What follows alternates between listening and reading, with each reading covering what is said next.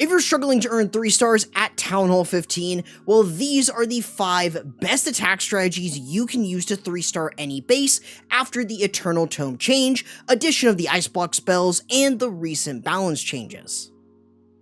Let's kick things off with the Super Hog Riders. These guys got a nice HP buff in the most recent balance change, and if you pair this up with the Ice Block spell, you'll have enough protection against high DPS or even the Town Hall poison.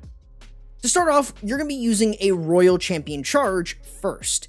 This is where I would recommend running the Rocket Spears early on in order to clear out these outer defenses. What this does is it allows you to save your invisibility spells for deeper in the base, where you can then use them every 4 seconds in order to keep your Royal Champion hidden. What I do recommend is trying to go for pathing. This way you can set up funneling and clear key defenses, something like the Eagle Artillery. This way, once you have exhausted all of your invisibility spells, you can recall her out. Now, to cut off the other side of your funnel, you're typically going to run something really simple like 2 Yetis.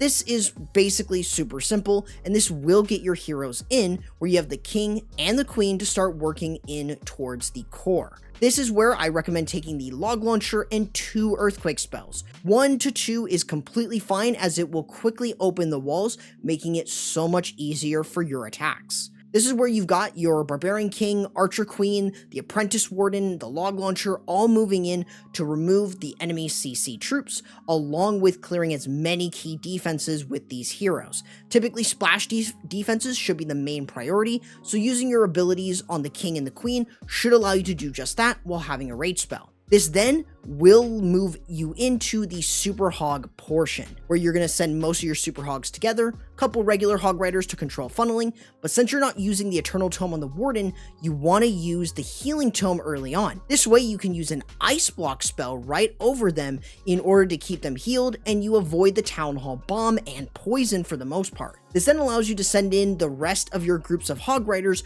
to both control the funneling and also slowly move in. The Healing Tome will keep all or most of your Super Hogs alive and regular Hog Riders alive as you work yourself around. Realistically, from here, you should have one last healing spell, which you can use on the back end, which should allow you to 3-star. This is still one of the strongest attacks, and with the Ice Block, you can absolutely avoid the Town Hall Poison, which is one of the most dangerous things for Hog Riders, and you could basically make this a super simple strategy where you don't even need the Eternal Tome. Just make sure you have some form of cleanup, and you should be able to get 3-star no matter what. Another strong option is the Mass Invisibility Dragon Army. With the addition of the Ice Block spells, it opens the door to using things like Hounds, especially the Lava Loon Puppet and Ice Hound, to help keep more of your dragons alive to help steamroll bases.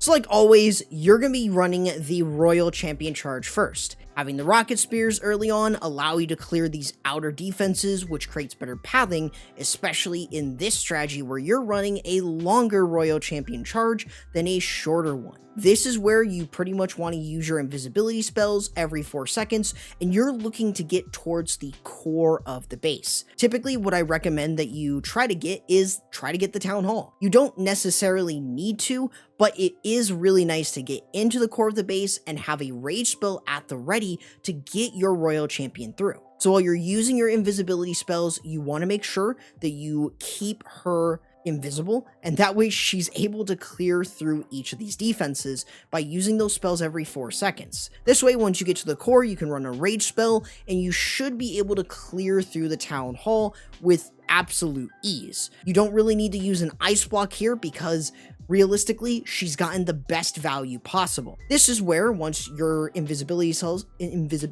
have been exhausted, you can run the Queen with her giant arrow and the action figure or healer puppets in order to clear out one or the other side of your funnel. This is where you typically want to run the Siege Barrack as well, while clearing 1 or 2 air defenses. This is where then you can have the dragons start working themselves right in between your 2 funnels. Having the Ice Hound move in front of them will allow you to use an Ice Block spell. This is basically going to distract most defenses around that area, which is going to keep your dragons alive. You can also use the Healing Tome and the Lava Loon Puppet in the core of the base, along with the Prince in order to slow down defenses, though I would try to recommend holding off on that ability in order to use it a little bit later. With the Lava Loon puppets, you can run the Ice Block.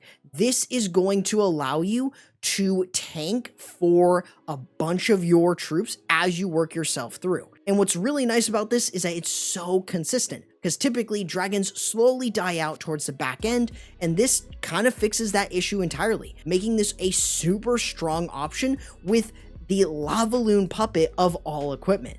You overall should have more than enough troops from the furnaces from the CC, any of the Lava Loon pups, and then obviously the dragons and any heroes, and you should be able to 3-star with no problems.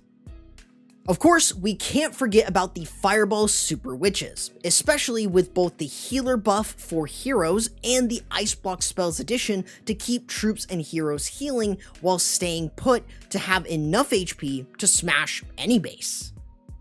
So with this attack, we're going to be starting simple with a Warden Walk. This is going to be a short one in order to get the Fireball directly into where we want to go, but we do want to establish a bit of funneling. Now with the healer's hero healing buff, this does make them healing the Warden and other heroes a lot more beneficial, but this is going to allow us to set up a bit of funneling before we start to use our invisibility spells, so we can get the Fireball where we want to go to clear out a bit of funneling, which is important for Super Witches. This then allows us to lure over the Warden with the said Super Witches, as we can then start to work in. We have the Barbarian King to open walls, the Archer Queen to funnel, and the Troop Launcher in order to protect our healers and add even more healing. This is where, with the Archer Queen, we want to set up funneling, so having the magic mirror with the action figure is the most ideal, as it will allow us to set great funneling while we have a skeleton spell at the ready to distract the monolith, and the troop launcher can be sent in with balloons in order to help us protect the healers, which is super important, as there's no other way to be able to do that as we move deeper in. However, as we enter into the base, we should use an early ice block in order to keep everything healed as they start to work into the core. This is where we can use a jump spell in order to open up a lot more of the base, and as we get into the set core, we can use our Spiky Ball and Earthquake Boots to open up the base for basically everything. This allows us to clear plenty of value, and we even have the Royal Champion on the back end. Now with your Super Witches, especially going through the Town Hall, you can use an Ice Block in order to keep them alive, and that way you should be able to, more often than not, easily 3-star. Speaking of that back end Royal Champion, using the Rocket Spears is easily enough to clear through multiple defenses, and as she works around the perimeter clearing out defenses, it should secure the 3-star more often than not, making this one of the best strategies, all in part with the Ice Block spell. Now, one of the strongest armies, the Fireball Rocket Balloons, is another superb choice, especially with the buff to the healer's hero healing and the recent addition of the Ice Block spell. It allows this army to not only be a little bit easier, but also way more consistent to use.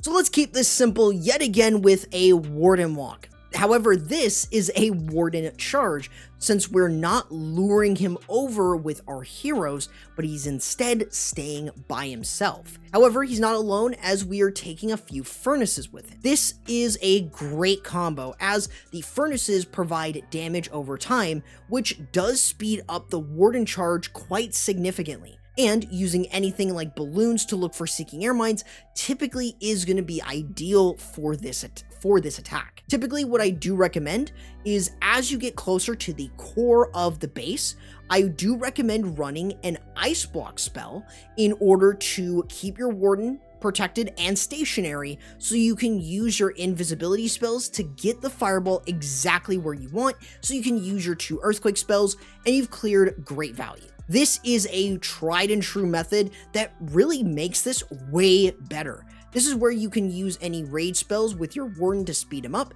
but you've also got your heroes, your Barbarian King and Archer Queen, along with the Siege Barrack to work on the other side. You can use any rocket balloons in order to set up better funneling, but for the most part, your king and queen are going to be able to smash the other side of the base. Having their abilities like the spiky ball and earthquake boots and the magic mirror and healer puppets, you'll more often than not be able to get into the core, into an area of the base, and really clear through. Now, you can use any of your ice block spells to provide tanking. Things like the Giant could absolutely use it in order to not only stay alive, but also basically keep tanking for your main army. This is where on the back end, you'll have the minion prince with his dark orb and the rocket balloons in order to snipe down defenses. Any free spells here are really, really nice to have, as you'll then be able to guarantee those rocket balloons take down those defenses. But even without that, the base is absolute overkill, and you'll easily be able to 3-star as long as you have enough cleanup. You really should be able to 3-star with no problems. And easily one of the strongest armies still is the Root Rider Smash, as having the Healing Tome, Rage Gem, and Ice Block spells just allows everything to stay alive longer and easily overkill bases like it's nothing. Now, to keep things very simple, we're going to be starting with a Royal Champion Charge where we're just running her Electro Boots. This is going to allow us to just create a solid funnel, and we're not looking for anything particularly crazy, but using the invisibility spells every 4 seconds will allow us to create good funneling. The importance here is the pathing needed, as it will allow us to pretty much get into the core and move through the base with our Root Riders, so that way we can recall her back out. This is where we can then run the Archer Queen to set up funneling on the other side with her magic mirror and the action figure in order to have plenty of tankage and damage. But this is then when we have the Root Riders moving in with the Valkyries, the Apprentice Warden, the Healers, the Minion Prince, the Royal Champion, and the Grand Warden. There is a lot of troops here. Now, we're also running the Troop Launcher. Not only is this going to provide us with even more balloons, but we're also just going to have a ton of troops as we work into the core. This is where we can use the Minion Prince's ability, and we can also use the Healing Tome along with the Rage Gem in order to power through the core. This is where we can also run a heal spell towards the Town Hall area to keep everything alive, and as we get to the Town Hall, once that blast goes off, we've got the ice block to basically protect everything, and even if we do have a nasty split with the healers, you'll be able to keep all of your troops alive, and pretty much you'll be able to avoid the Town Hall poison like it's nothing, and you will have so many troops. I'm telling you, this is absolute overkill. You have so many troops from your CC, along with the troop launchers, and just plenty of additional troops to provide a bit of cleanup, and realistically, this is going to be able to 3-star pretty much every base, and the ice block is mostly to thank for that. Each of these attacks should give you a rough idea of the options you can use in no particular order. If you do want to check out the best and worst equipment for each hero, I do recommend checking out this video, but also YouTube says this video is the best for you to watch next.